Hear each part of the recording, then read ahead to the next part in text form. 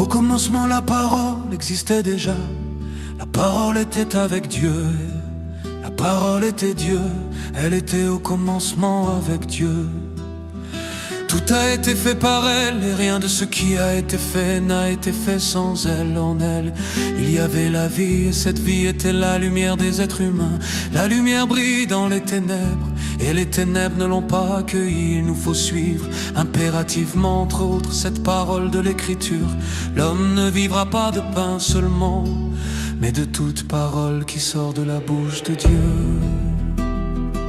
Souviens-toi que tu aimes le Seigneur sans l'avoir vu. Tu crois en lui sans le voir encore, et tu te réjouis d'une foi indescriptible et glorieuse, parce que tu obtiens le salut de ton âme pour prix de ta foi. Ainsi donc, quoi que tu fasses, que tu manges ou que tu boives, fais tout pour la gloire de Dieu. C'est l'amour de Dieu qui te motive. Tu trouveras au fond de toi la réponse à la question que tu te poses. Ma manière d'agir rend-elle gloire à Dieu? Comment puis-je t'honorer, Seigneur, avec cet acte? Dieu a donné à ceux qui croient en lui une arme dépendant du zèle que l'on peut mettre à apprendre ce qu'il est pour le connaître le plus parfaitement possible. Tu dois lui faire bon accueil, c'est l'épée de l'esprit. L'épée de la vérité, plus tranchante qu'une épée à deux tranchants, pénétrante jusqu'à séparer âme et esprit. Jointure et moelle, elle juge les sentiments et les pensées du cœur. Et oui, la Bible n'est pas qu'un moyen de communiquer des pensées, un recueil de paroles divines. La Bible est la parole de Dieu, elle est vivante et efficace. Au commencement, la parole existait déjà. La parole était avec Dieu. La parole était Dieu, elle était au commencement avec Dieu. Tout a été fait par elle, et rien de ce qui a été fait n'a été fait sans elle. En elle, il y avait la vie, et cette vie était la lumière des êtres humains. La lumière brille dans les ténèbres, et les ténèbres ne l'ont pas accueillie. Il nous faut suivre impérativement, entre autres, cette parole de l'écriture. L'homme ne vivra pas de pain seulement, mais de toute parole qui sort de la bouche de Dieu. Les Écritures agissent en nous, elles transforment notre vie. La dispenser à notre prochain procure les mêmes effets sur lui. Elles révèlent qui nous sommes, ce que nous ne sommes pas. Elles pénètrent au cœur de la vie morale, elles pénètrent au cœur de la vie spirituelle de chacun. Elles distinguent ce qui est en chacun, le bon et le mauvais.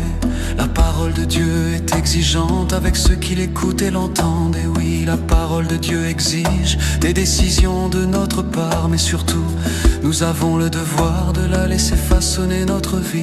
Quand nous utilisons les Écritures, nous pensons à la défense de la vérité, nous souvenant qu'au commencement, la parole existait déjà. Au commencement, la parole existait déjà. La parole était avec Dieu. La parole était Dieu, elle était au commencement avec Dieu. Tout a été fait par elle, et rien de ce qui a été fait n'a été fait sans elle. En elle, il y avait la vie, et cette vie était la lumière des êtres humains. La lumière brille dans les ténèbres, et les ténèbres ne l'ont pas accueillie. Il nous faut suivre impérativement, entre autres, cette parole de l'écriture. L'homme ne vivra pas de pain seulement, mais de toute parole qui sort de la bouche de Dieu.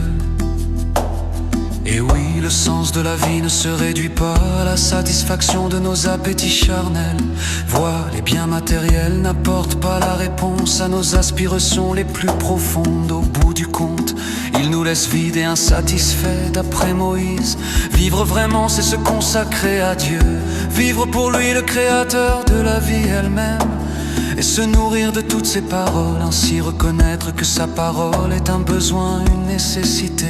Ainsi admettre que Dieu seul peut nous apporter une réelle satisfaction. Alors pour qu'il soit présent, pour qu'il nous éclaire de sa sagesse, pour qu'il nous guide dans notre lecture de sa parole, afin de savourer la relation que nous avons avec lui, par l'intermédiaire de Christ, et traduire dans la pratique ce qu'il nous enseigne. Au commencement, la parole existait déjà. La parole était avec Dieu. La parole était Dieu. Elle était au commencement avec Dieu. Tout a été fait par elle et rien de ce qui a été fait n'a été fait sans elle. En elle, il y avait la vie et cette vie était la lumière des êtres humains. La lumière brille dans les ténèbres et les ténèbres ne l'ont pas accueillie. Il nous faut suivre impérativement, entre autres, cette parole de l'écriture. L'homme ne vivra pas de pain seulement, mais de toute parole qui sort de la bouche